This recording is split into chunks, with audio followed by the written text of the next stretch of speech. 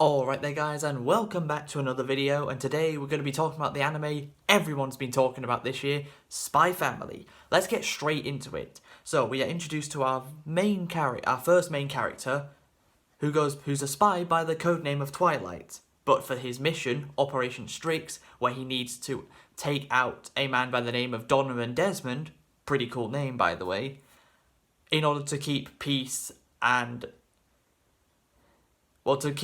in the world and not have a war break out. And he will be going by the alias of Loid Forger and a psychiatrist for this mission.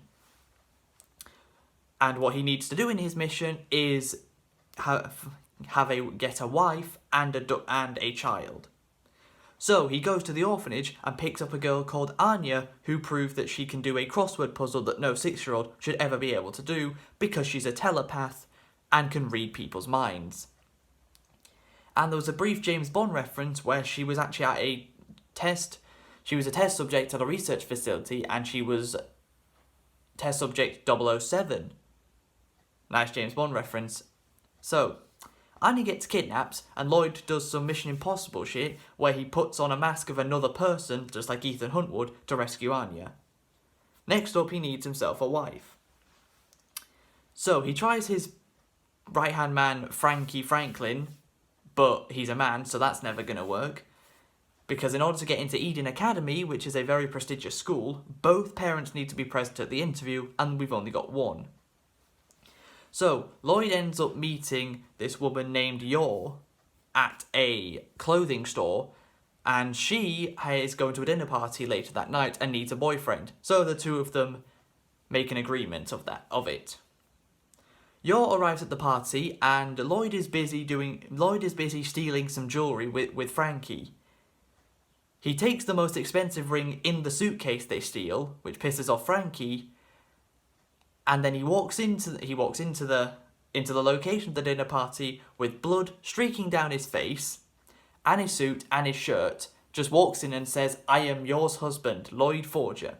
Then Yor tells him she only needed a boyfriend, not a husband, so that's going to complicate things. So the two of them leave and are ready to head off home, and then the goons that Loid and Frankie beat up earlier start chasing them. So Loid and Yor start kicking some ass, and Loid dropped the ring that he'd stolen. So instead, as a makeshift ring, he uses the pin off a grenade he throws at these goons, and just as he puts it on Yor's finger, the grenade goes off. A very cold scene. So, now we have the Forger family. It's time for the Eden Academy interview. And the people running the academy are doing everything they can to try and make the Forgers fail. That's way before they even get to the interview. Then they get to the interview, and there's this guy called Mr. Henderson, who's like the principal, the owner of the school, whose catchphrase is the word elegant, which is amazing if you've seen it. But there's this asshole called Mr. Swan who does whatever he can to piss off Loid and Yor, and he's trying to discredit Anya.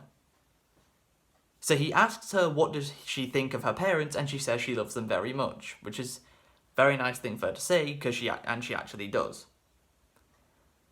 But this guy, Mr. Swan, just keeps insulting everyone. Anya, Loid, Yor. So Loid looks like he's about to punch Mr. Swan, and instead punches a hole in the desk in front of them and says there was a mosquito there. Really, he wanted to punch Mr. Swan in the face. But, miraculously, they pass.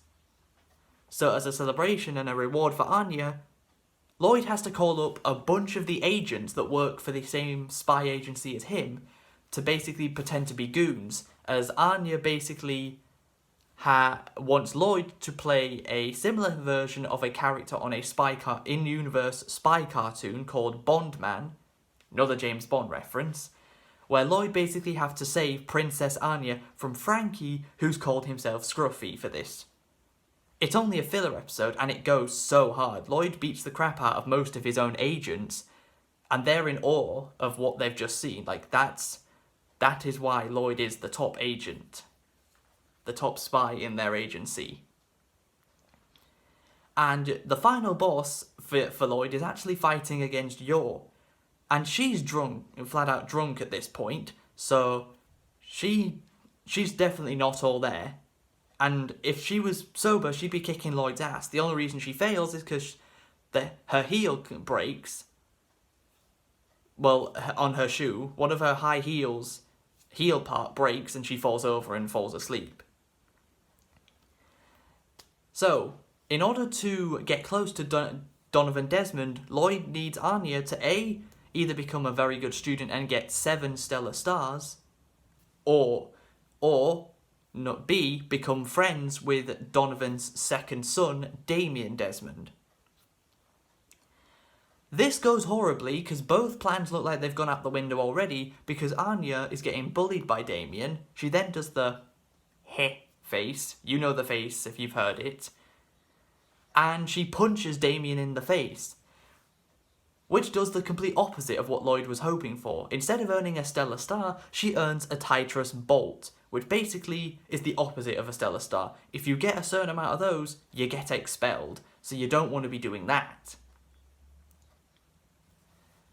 Next up, Loid tries to get Anya to apologise to Damien the following day, and then when she finally gets around to it, after Loid was pulling off all sorts of schemes to try and get Anya to do it, she finally does it, and for some reason Damien can't help but instantly begin to develop a crush on Anya, which, hey, that might work in her getting Loid closer to Donovan Desmond, so that could work. But they can't get too close. Imagine if the two started dating. Loid would be thinking, oh god, no, please, no. So, after Anya finally apologises to Damien, Yor's brother Yuri calls her to tell her that he is going to pay the family a visit soon to see if, because he wants to know which man took his sister away from him. Trust me, that sounds just as weird as you think. That's just as weird as it sounds. So Yuri finally arrives at the Forger house. Anya's already been sent off to bed, and Loid has gone to the purpose of making the household look a lot more like Yor and Loid are actually married and are actually a married couple. He's of course suspicious because he works for the secret police, and he's looking for somebody by the codename of Twilight. What a coincidence! The man he's looking for just so happens to be married to his sister. So, while Loid is washing the dishes, Yuri asks Yor why didn't she tell him that she was married, and she says that she forgot to tell him. And Loid drops a plate in the sink, and you know that because you hear it crack. Then Yor says that she'd forgotten to tell him, and Loid drops probably the very same plate in the sink again, which makes it funnier the second time than it already was the first time. Yuri still is not fully convinced that Yor and Loid are a loving married couple, so he asks the two of them to kiss right in front of him. And then they give us a flashback of when Yuri was a kid and said that when he grows up he wants to get married to Yor. Don't do that, Yuri. That's illegal. We're not in Alabama anymore, or ever were in the first place. So Loid and Yor are about to kiss to prove it. Yor gets drunk again because there's no way she's doing this sober. She can't do it, and Yuri starts charging at them, and then Yor ends up slapping Yuri into the wall. And that's enough for Loid and Yor to get Yuri out the house, as he got drunk as well at the same time she did. If you thought Yuri was a big cis-con already, oh, just you wait. When we see Yuri at the secret police headquarters, he opens his locker and it's filled with pictures of Yor. I get it, Yuri. She's a smoking hot woman, but my god, she's your sister. What is wrong with you? She may be waifu of the year for 2022, but come on, you cannot be doing that. It's creepy.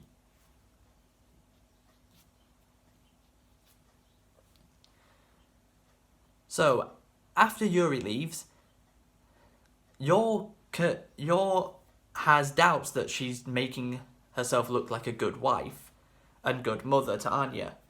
So Loid and Frankie are of course suspicious of her due to the fact that her brother is working for the organisation that wants to take Loid down. So they beat up these two guys from the secret police, disguise as them, and ask Yor a few questions to see if she'll sell out Loid.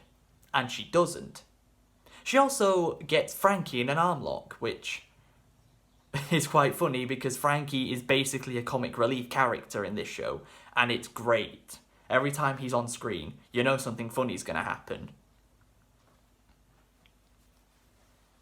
So and Loid had also put a little chip on your shoulder in order to hear what she's saying. But in the end, the two of them return home, and Anya thought they were fighting, which they weren't. But she's happy to see Loid and Yor getting on just as normal when she arrives home from school. Now we have Anya's next opportunity to earn a stellar star, or at least that's what she thinks. As her class and another class are going up against each other in a dodgeball battle, and there's quite a few different anime references in this episode. We have Damien practicing training for the dodgeball tournament by holding onto a tire swing and picturing that he is on planet Namek. Yes, planet Namek from Dragon Ball Z, and the tire he's holding onto is Frieza's death ball. Yes, I don't know why they decided to put that in, but they did. Damien visualizes himself on planet Namek. Does that mean Dragon Ball Z exists in the Spy Family universe? Maybe.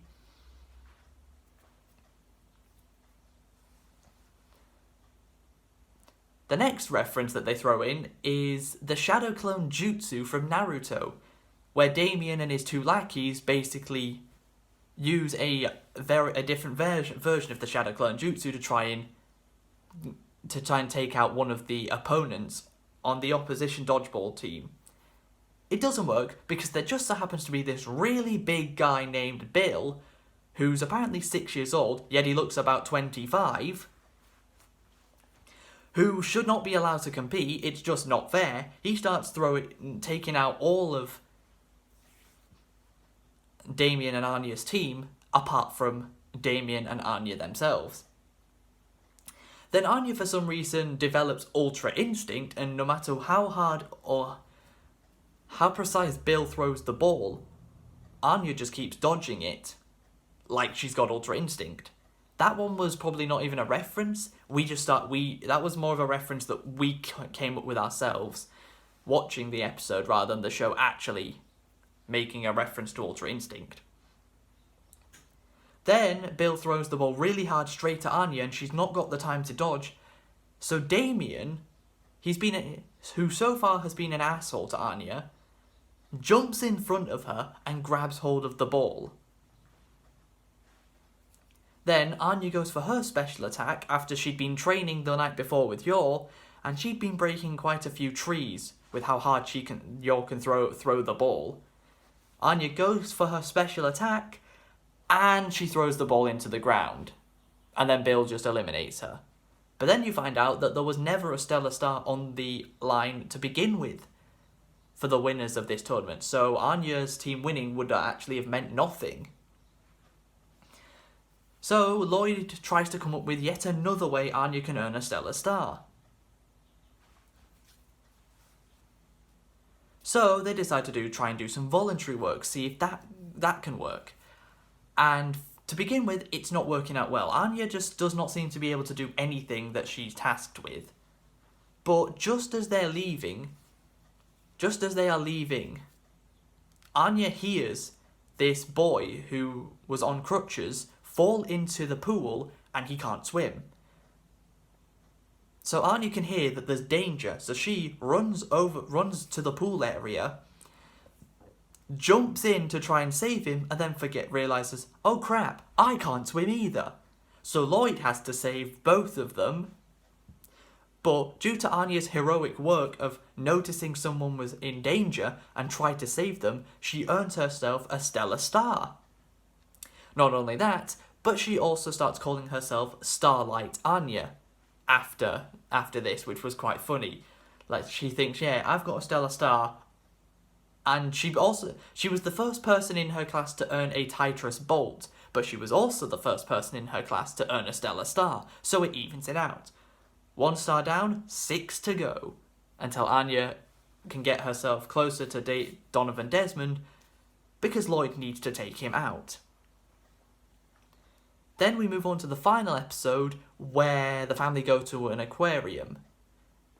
And it just so happens that there's an extra mission Loid has at the very same aquarium, where his agency had stuck a secret object inside of a penguin, and Loid had to figure out which penguin at the aquarium it was. Luckily, due to the fact that Anya can read minds, she figured out which penguin it was. So Loid snuck into the employee's office, took out one of the guys, threw him in a locker and disguised as him, tried to get the object from the penguin, but unfortunately, this guy comes up to him and says that he's the type of guy that deals with this kind of thing. Shows Loid his ID. Loid basically puts some water on his hand and smudges the ID and calls it fake. This guy pulls out a gun out of nowhere. Why are you pulling out a gun in an aquarium, mate? Loid manages to get away. Then Anya realises what's going on. She grabs hold of the guy's suit, and Yor sees him, chases after him, and gives him a swift uppercut, but with her foot. She doesn't uppercut him with her fist. No, she uppercuts him with her foot. And then he's hanging off the ceiling of the room. Luckily, it convinces the Forger's neighbours that Loid, Yor, and Anya are a good family. And they return home. And that concludes Spy Family Part 1, because only the first 12 episodes of the show were released. With Part 2 beginning in October, and there already looks like there's more action in Season 2, in Part 2 than there was in Part 1, which makes me very excited. Is Spy Family a contender for Anime of the Year? Absolutely. And the fact that we've got 13 more episodes of it still to go is only gonna solidify that, isn't it? But that is the end of the video. I hope you guys have enjoyed. If you have, please be sure to leave a like. Subscribe if you're new to the channel. What did you think of Spy Family if you've seen it? And until next time, catch you later.